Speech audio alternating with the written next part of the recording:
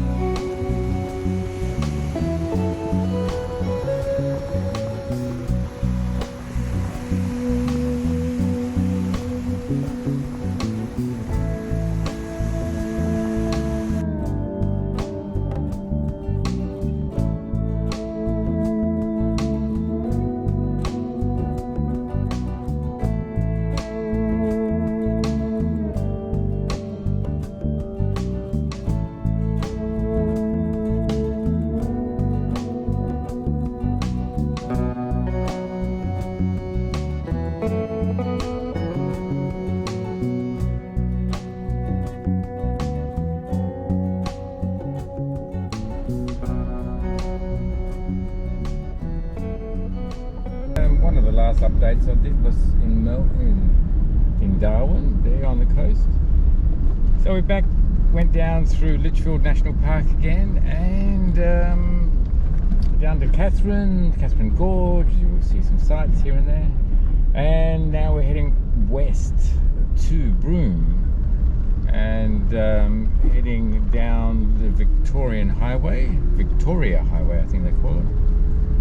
And it's 38, 39, 40 degrees Celsius. And anyway, a place called Timber Creek right now, and it's an escarpment, it's a range. What's a Gregory Range or something like that? Anyway, there'll be a link in the video.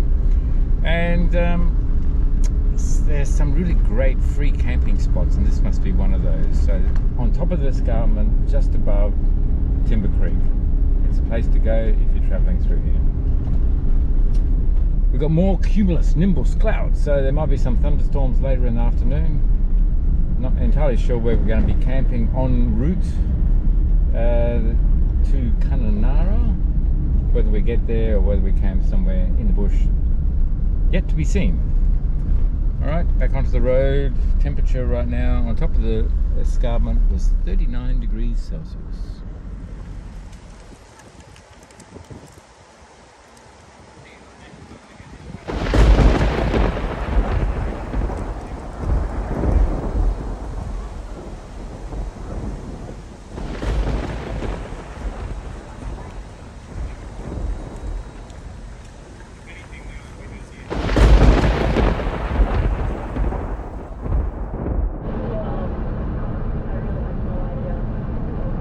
Oh, welcome to Australian bush.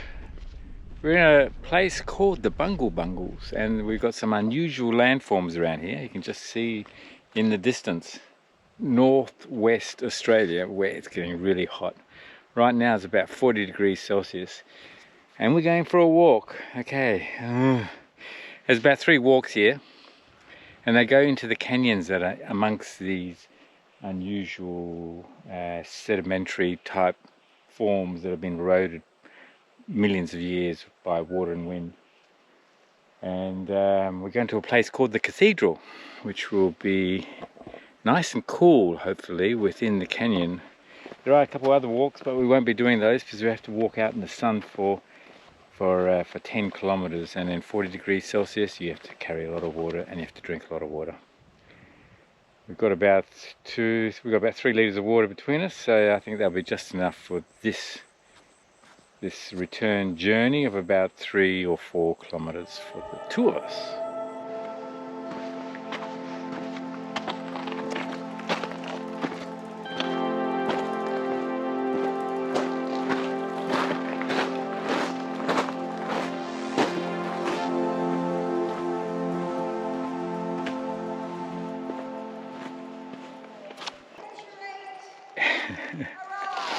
Adventure 8 arrives. Thank you, Leah.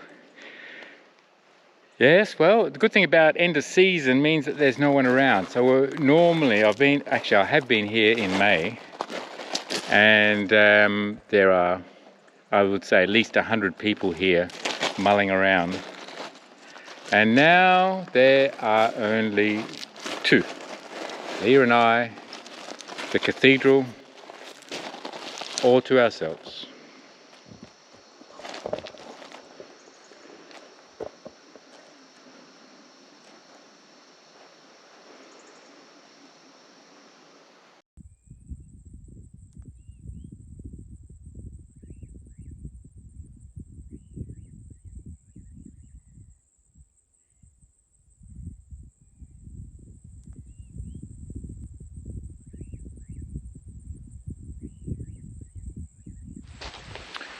And good morning, yes, another day in wonderful Bungle Bungles. And yesterday we walked on the east side of the Bungle Bungles to Cathedral track. And today we're on the west side, so doing an early morning start. It's 7:30 in the morning. And so approaching the cool side in the morning, and we're in a place called Echidna Chasm, and it's really lush in here. You can see all sorts of palm trees in the background, and we're at the mouth of the chasm. The rock around here is conglomerate, which is a combination of sandstone, clay and river rock, and all these mountains are made of this conglomerate, and occasionally you see huge boulders of conglomerate that actually have fallen down as well. That is an area of risk around here. Being conglomerate, it cracks up and then big boulders fall down. Hopefully that won't be an issue for us.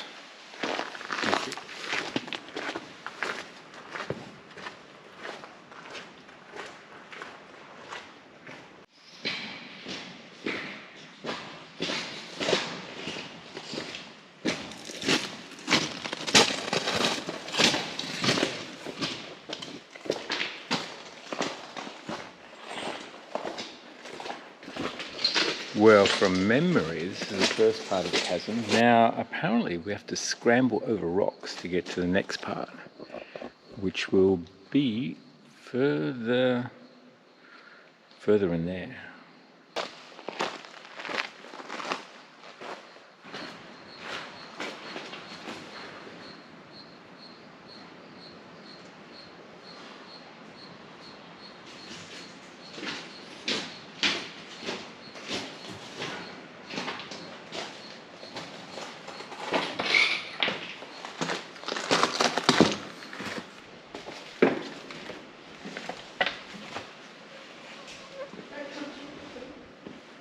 Go back again, so.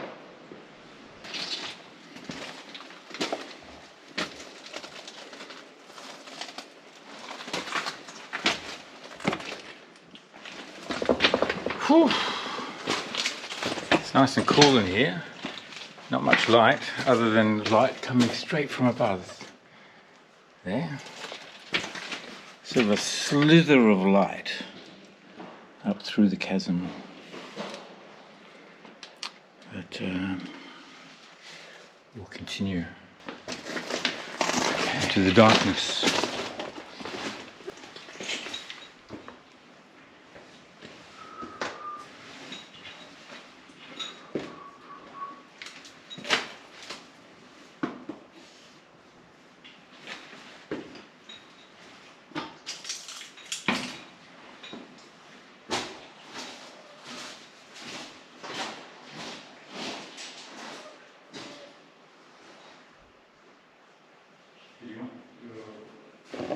That was a Echidna chasm.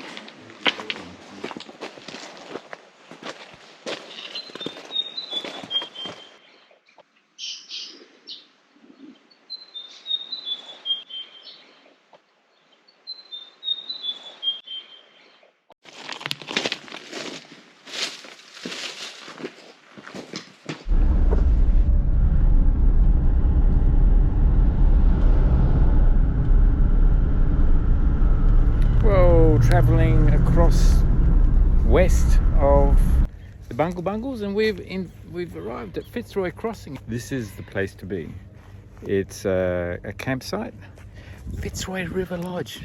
After being out driving across 40 degrees Celsius, so we're going to spend the night here camping. Brilliant site out there, fantastic, and go to the bar, have a few drinks, and enjoy the restaurant for the evening before we head further west to Broome.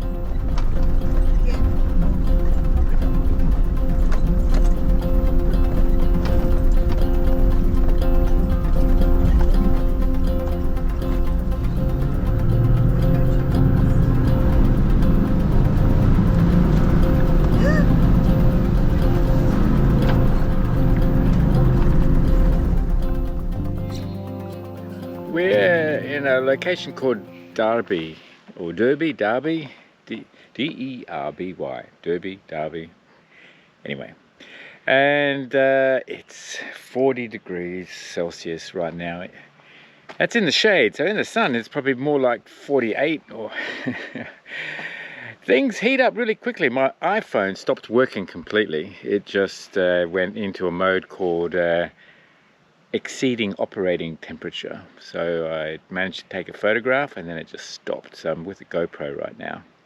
So anyway, this is a boab tree, and yeah, there's a lot of these trees around Northern Territory and Northern Australia, and this particular one was used as a staging prison.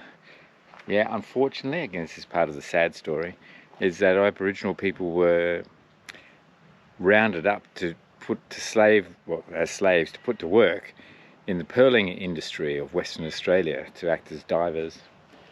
And it was not unusual for groups to be sort of caught and to be marched to the coast, and this was one of the staging points where they actually put people inside this. So it's called a boab prison tree.